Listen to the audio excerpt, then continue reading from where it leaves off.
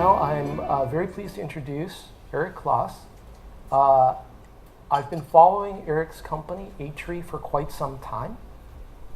I think they are a wonderful example of what the Embedded Vision Alliance hopes to enable and assist with, which is innovative applications of vision technology, putting vision technology, let's say, taking it out of the factory, out of the laboratory perhaps, out into the real world to solve interesting, important challenges that people have in a variety of situations, whether it's in a home or in a business. In this case, in industries such as the aircraft maintenance industry. Erik has had long involvement in some of the fundamental innovation in 3D structured light sensing, and has been the key technologist behind Atri's products, which are really awesome. I hope you got a chance to have a look at one of the examples right here. And Erik's going to share with us his perspective on 3D sensing, how it has evolved, how it is evolving, and give us some insight into how Atri is using it to solve some very interesting problems in industry. Erik, thank you very much for joining us. So thank you very much, Jeff, for your kind introduction, and also thank you, Basler, for hosting this great event. And thanks, Jeff, also for creating this nice title for me, which is a bit hard for me to pronounce for German language. So from exotic to ubiquitous is the name. And yeah, maybe it's a bit more about what different technologies are used today in 3D sensing. And it's also about the market size, market growth, and a lot of applications from that field, which I find relevant and interesting when you see that this technology, which maybe started more than 20 years ago and was used only like in automotive industry, and now is going into all kinds of other industries. Some of what we have heard today already, some of the content will be a bit repetitive, as some people covered a bit of the different sensing technologies already. So let's try to prove why this technology is becoming ubiquitous. Yeah, first of all, I want to start with a bit of motivation. Why is metrology relevant for us? And I use the metrology term in the same sense as depth sensing, as 3D metrology. And the agenda is about, yeah, why is that important? And then there is a bit of a categorization of these three different technologies, which I think are relevant. And following are examples from all these different industries, which are listed there. And then I'm going to talk a bit about the market share or market segmentation size and growth rates. And then there is a bit of a commercial section about our product, which you will see around the corner. And I invite you to have a look at yourself, maybe after the presentation. And I will close with a little view into the future. And that is a little video that we got from one of our customers, Airbus, how Airbus sees the future of aircraft maintenance. So our product mainly cater to the aircraft industry. So now, why is metrology important?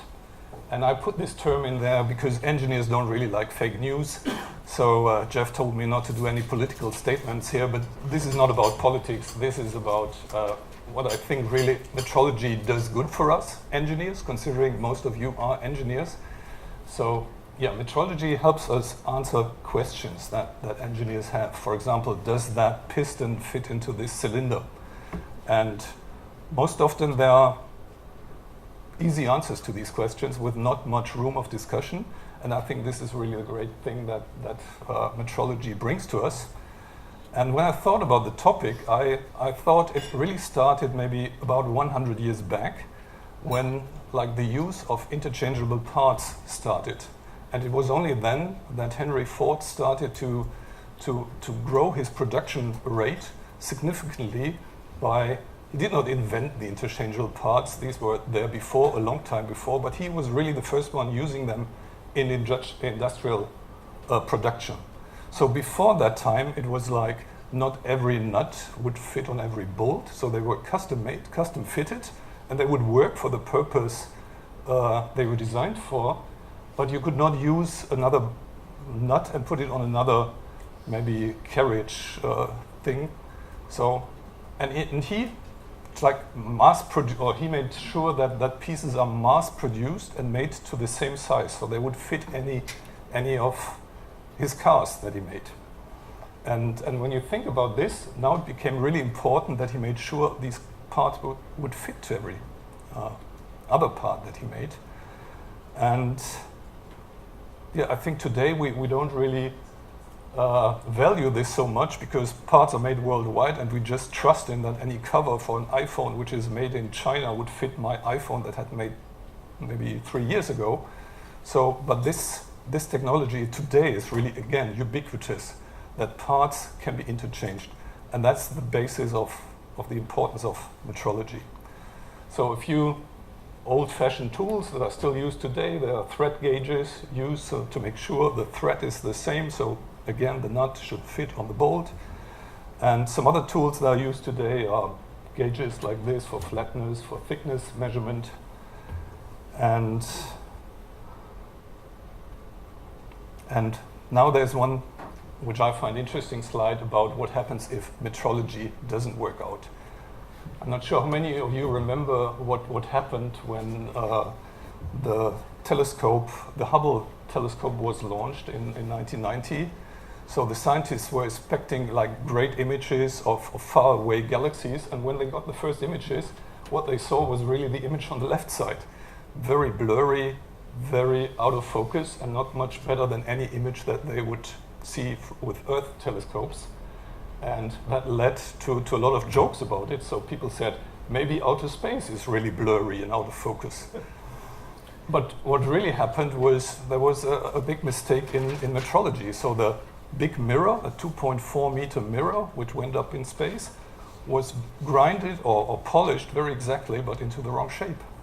And simply for the reason they made a mistake when it was actually an interferometer, and the lens that they used for polishing it was by 2 millimeter in the wrong spot.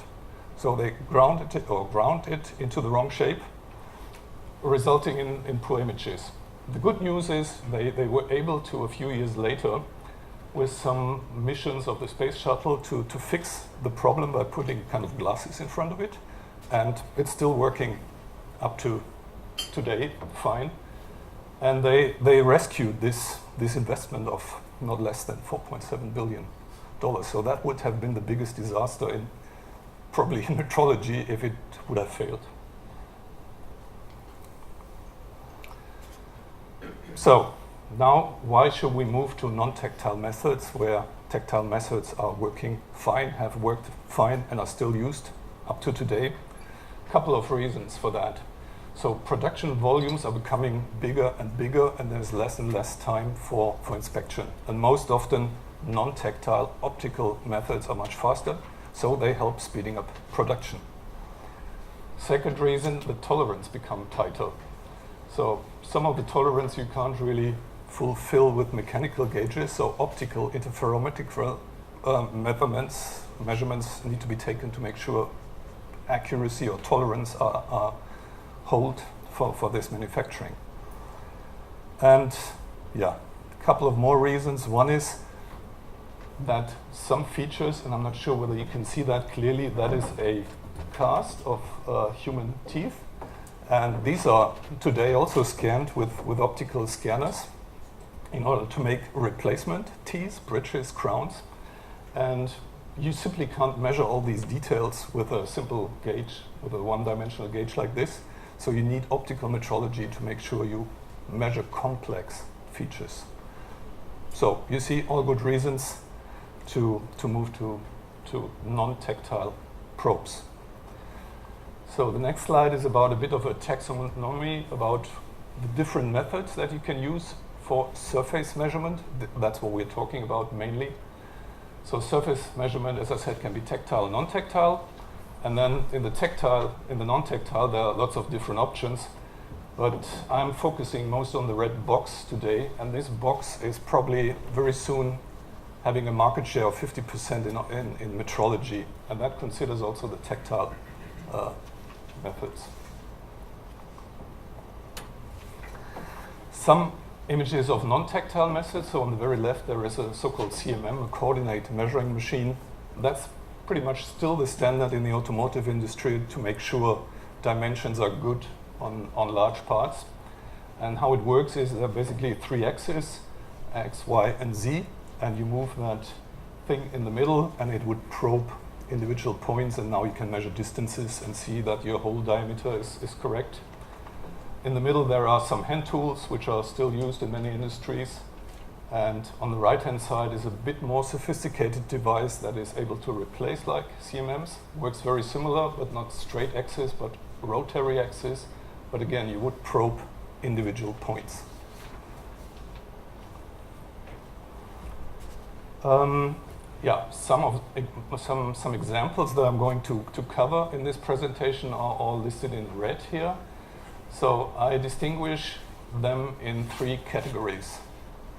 On the very left, it's the time of flight method, where you basically measure how much time it takes until a pulse from a light source comes back. Second category is interferometry. It's using a laser-based system and interfering to beams, very precise and accurate measurement technology. And then there's triangulation. So most of today's methods are really based on triangulation. And you see a lot of subcategories to triangulation on here.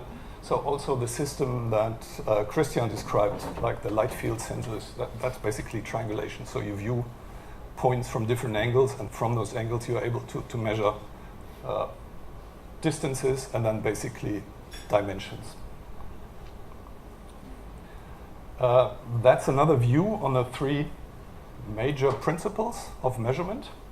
So it lists the accuracy or measurement uncertainty, which would be the proper term on the y-axis. On the x-axis, you have the distance of field of view, basically. And then you see they are not really much overlapping, but they are adding up to cover a broad range of different accuracies or uncertainties and fields. So the most accurate being the interferometry system. You can really measure down to fractions of a wavelength, so in the nanometer range.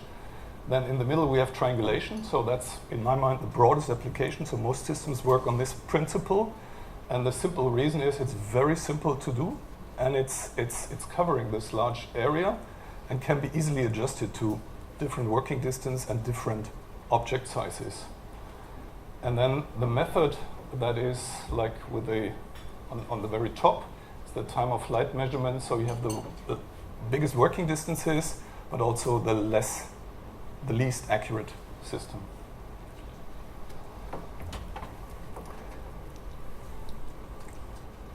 So now I go through examples for all of these 3 systems. So that's the time of flight, and I already said, so you have a laser source, you send out a pulse, it reflects on the object, comes back into the receiver, and now you simply measure the time difference between sending and receiving, and given the speed of light, you can easily calculate what the distance is from the time it took. Problem only is light is damped fast, so you need to measure damped fast, and that limits like your resolution and accuracy. And what did I list here? So you can do it to many kilometers distance, but accuracy is due to that limited to the speed of the electronics, which limits like the accuracy of the time measurement. So you only got like centimeter accuracy. That can be a bit improved by doing a similar method. Again, time of flight, but now you're not sending out a single pulse, but you're sending out a whole wave or a modulated beam. And now when the beam comes back, you can compare the sent beam and the received beam and have it again sort of interfere with each other, and you measure the phase, which leads to, by a factor of 10, better resolution. But also the working distance is decreased somewhat, so it says it's only up to 100 meters. So I believe most of these scanning laser scanners work on that principle. So the next one is about interferometry. And yeah, let's go a bit into the detail. So I said we can measure then distances and shapes of surfaces, especially optical surfaces like mirrors, like lenses, quite precisely down to fractions of a nanometer or a fraction of the wavelengths of the light you use. You need to have laser light because only laser light is able to interfere with each other. So, and what happens basically, which builds that fringe pattern, is that you have so-called constructive interference. So when two beams like meet on top of each other with the same phase, they have constructed interference, so that makes a bright fringe. And then in opposite, when there's a 180 degrees phase shift, then it distinguishes the light, extinguishes. So there's, what's the word? Destructive interference, so it gets black basically. So, and that's about the most accurate optical measurement system we have. And finally, so this is also triangulation. The next slide is about triangulation, but this is computer tomography. Most of you probably know it from the medical applications. Many people have been examined like this for medical investigations. And what happens is you are X-rayed from different angles, and putting all these images that are taken from different angles of your body allows to reconstruct by computer calculation the shape of the internal body. And what you see basically is the density of tissue inside your body. So that's about the only method that allows looking into objects. And that is very well used also in industrial applications, so not only in hospitals for medical applications. So whenever you want to look inside an object, that's about the only method that's available. So that's now finally about the principle of triangulation, which I said is basically very simple. So in the easiest way, you have a light source that shoots a light beam on the surface, and then there's a camera that looks onto that point from a different angle, and then knowing these angles alpha and beta and the base distance allows for measuring the distance of that point. So all the following applications that you will see are based on this principle, only varying the the number of cameras and whether there is a light source. The light source could also be replaced by a camera. And if you now, instead of projecting a point, use a laser source and make a fan, a line, and project that on the surface, on the very left, the green pattern is that laser line, and the camera views from a different angle. Then it sees like the pattern of this cube and the ball, like a section on that.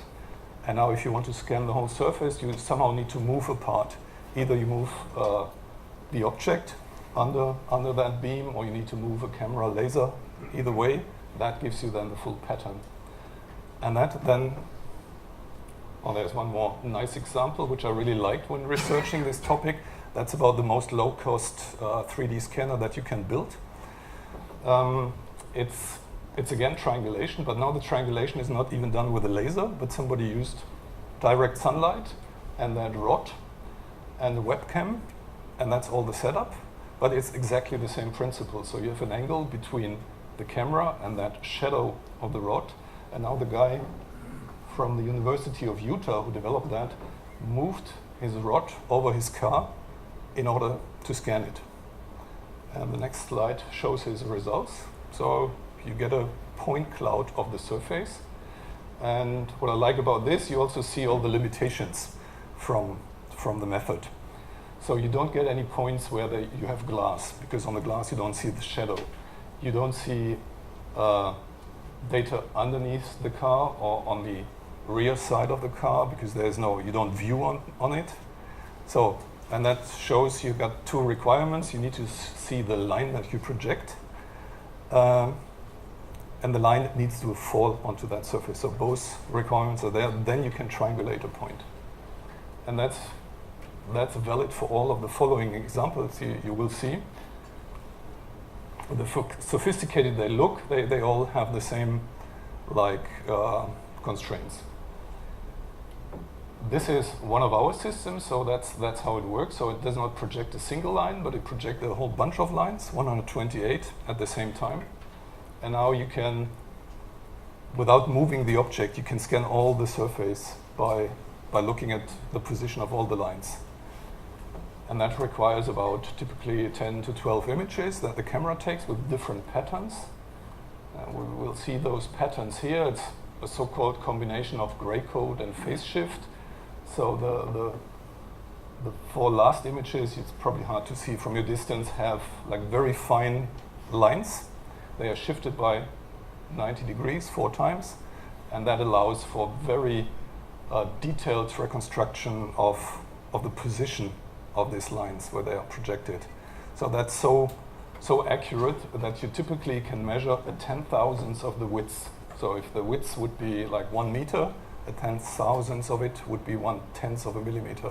So that's how accurate the technology can be.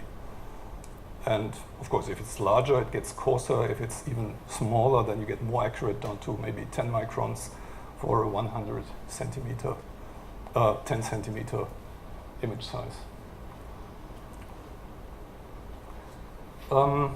Also triangulation, but without any active light source in this case. In that case, you can think of the projector being replaced by another camera. And we see a system from Basel over there that uses exactly that approach. And I think we have seen it in other presentations before today. So having 2 cameras works exactly the same way, with just one downside. In that case, you depend on the object having good texture that you can see. Otherwise, you can't identify the exact same point in the left and the right camera. And that is another way of thinking about the active triangulation that just helps to have that texture on the surface. So if I project something, it just helps me identifying corresponding points in the left and right camera.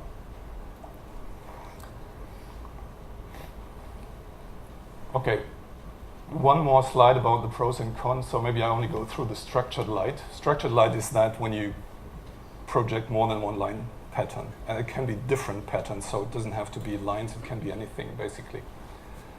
And it's about the most flexible technology, and it allows for adaptation to many different sizes. So you can adapt the angle to make it less accurate. You can make a very big angle, make it more accurate. You can increase the field of view and decrease it, can even use it in the microscope. So a very, very flexible technology. And the limitation is really only about the shadow. So because you have to have an angle between left and right camera or projector and camera, that always causes shadow. When you have a certain structure on the object, there's shadow and you can't really fill in data. And that is maybe the best benefit of the light field technology. You have more cameras that would then look into these occlusion areas, but the general setup only works like with 1 or 2 cameras, and then you, in principle, have a shadow.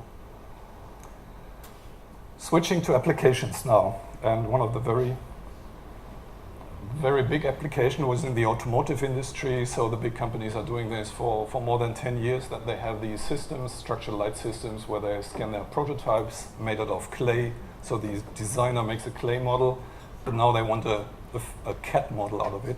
So what they do, they create a huge point cloud, tens of millions of points on that clay model, load it into a computer with a special reverse engineering software in order to create that model.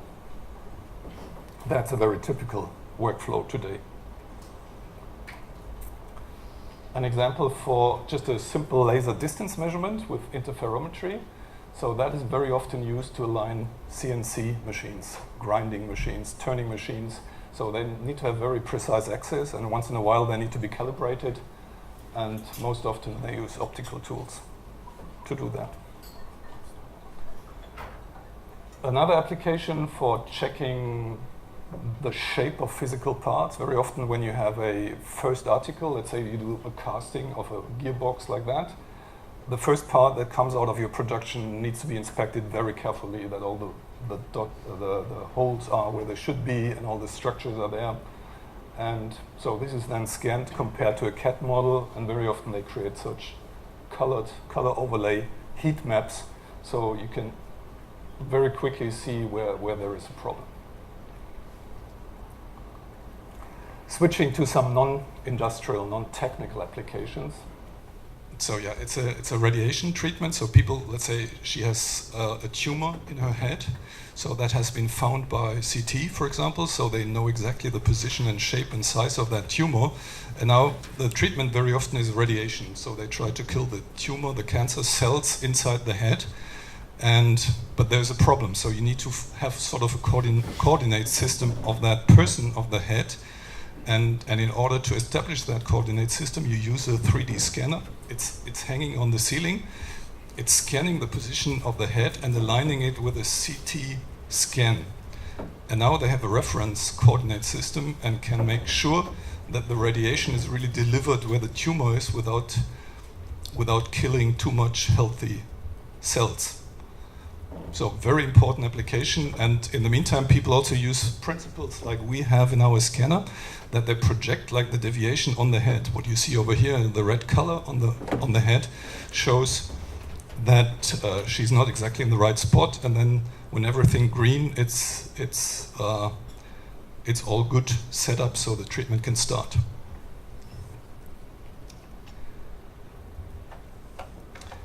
The next slide is another application from the medical field.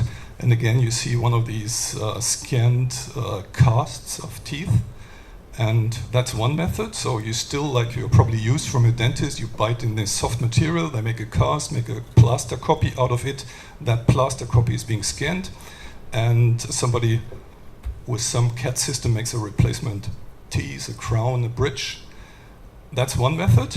But in the meantime, there are even more sophisticated methods which would scan inside the mouse. And you don't have to do that process with biting into the soft material anymore. And immediately after scanning, they can use like a 3D printer to make a replacement part.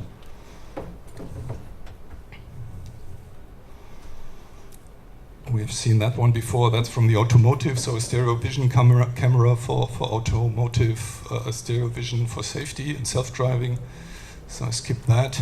I found this to be a very interesting slide when researching this presentation. It's about the Kinect, and the Kinect is probably the most, in numbers, the most sold 3D depth sensing device. So I found the number of 24 million units being sold only until 2013. And it actually consists of two different models. The first one, the V1, was based on triangulation. And the image on the left shows the triangulation image of this V1 Kinect scanner, and you see clearly the blue areas. Those are the shadow areas, because again, triangulation means shadows. The second unit is based on a PMD, so a time of flight sensor, where the pixels of the camera delivers 3D data right away. So the specs are very similar for the both cameras, so in terms of number of pixels.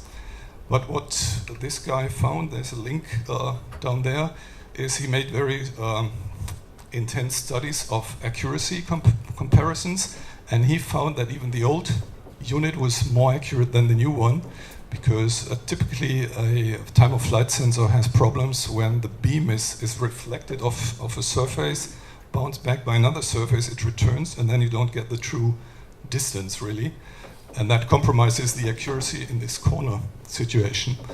So making the triangulation-based Kinect more precise than the newer one. And one final example for retail, body scanning, face scanning. So nowadays there are shops in bigger cities where you can get your whole body scanned, and they make figurines, even in color, out of that. And I was involved in the first development of these glass cube scanners, so we made a head scanner by the time, and that was around 2002, for scanning people's faces and then using a laser and making little dots inside a glass crystal. So again, I'm trying to prove your idea of these systems being ubiquitous. So this one is about the market, and again, the latest numbers I found by 2015, but I think it's still interesting. If you look on the very left, it's about the technology so how many systems are sold using which technology, and you see that, and maybe not, laser triangulation and structured light is covering almost 80% of the market. So that is really the most ubiquitous technology. And then by category, so industrial is taking 50% and the others are shared amongst body scanner, handheld portable scanners, desktop scanners. And the last chart is about pricing, whereas in the early days, all systems were basically right of the $100,000 tag. Now there are quite a few scanners up to the up to the 10K US dollar price range.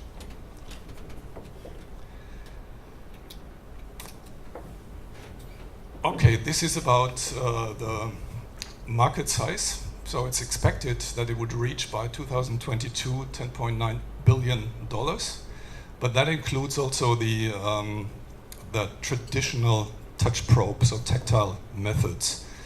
But it's expected that the optical methods will take like soon more than 50% of that market.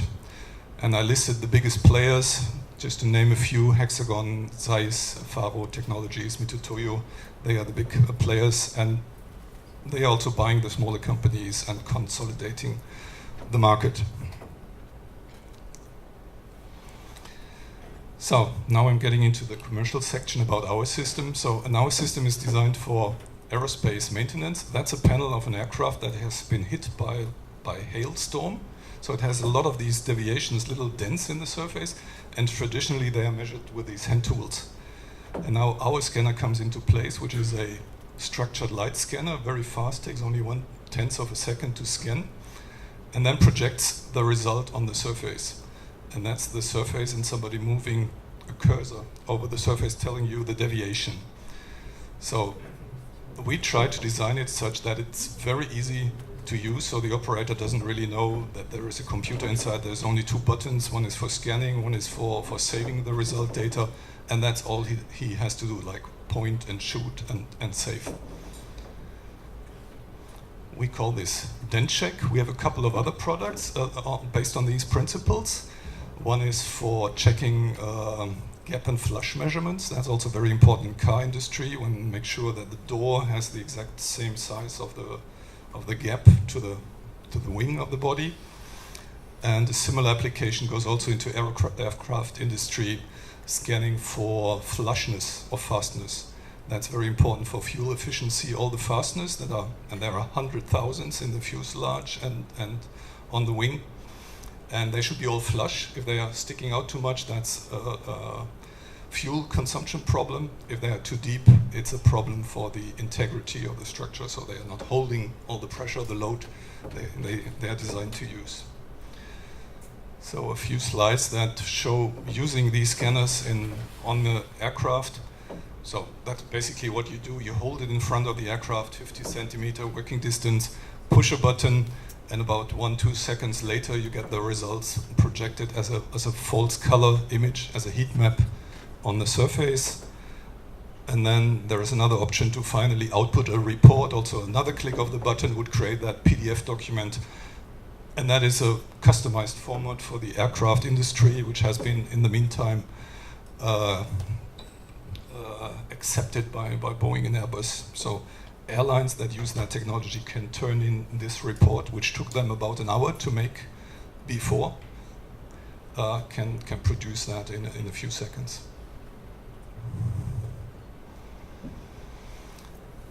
So this is sort of my wish list from the industry to further improve our products. I would really see like development going on into this direction to create these features. So I would like to see higher frequency on the images so that we could create these results even faster and make it even more handheld. Right now you have to stabilize it for a short while. Then the whole unit is battery powered, so power consumption is always an issue. So I would like to see really low powered cameras, projectors, computers. And higher speed is always good. Support for GPU computing would be even nicer. And if the components would be more compact altogether, that would allow us finally to make like a cell phone sized device, and this is what our customers are asking for, to put everything in a cell phone, and the operator would just go along the aircraft and scan it continuously. So this is the view into the future, and we see the following trends. I think, units will become more mobile, and we have heard that before, so maybe can skip a few of these points. Units will be mobile, battery powered. Smartphones will maybe eventually replace some of these units that are dedicated measurement devices at some point. And a lot of data will be going on the cloud and further processed with artificial intelligence. And that's what I think results also in the demand for more bandwidth on wireless systems. And there's one more talk, I think, on drones, and I have maybe a preview on this. That's a presentation I have from Airbus, which they call the hangar of the future, and what they foresee happening there, and a part of it is maybe our technology for scanning a surface. So they envision for maintenance, the plane goes into a hangar, is being scanned completely from this device on the roof of the hangar. Now a drone is flying inside, checking for anything that might be wrong inside the plane. Data is uploaded to the cloud. So now work cards are like automatically created, and works are assigned to operators. Now a scanner checks for a deviation on the plane. Everything is operated from wireless devices like iPads, and that's already the reality in some of these maintenance companies. And now the guy is lifted up, so aircraft are big, so usually they need to build scaffolding. In this case, they're doing it with a robot. He's again checking the dent in this area. The drone is bringing him the right tools, and now he's going to replace and make a repair patch. So I liked it. It's a nice summary of what might be possible in the future and what we are working on today. So drones is really a big topic. So everybody talks about putting 3D scanners on drones in order to autonomously scan the whole aircraft and then deliver results, so that the real inspector would only go to these areas that have been found suspicious. And thank you very much. Please come and have a look at our scanner. And again, thanks for the invitation.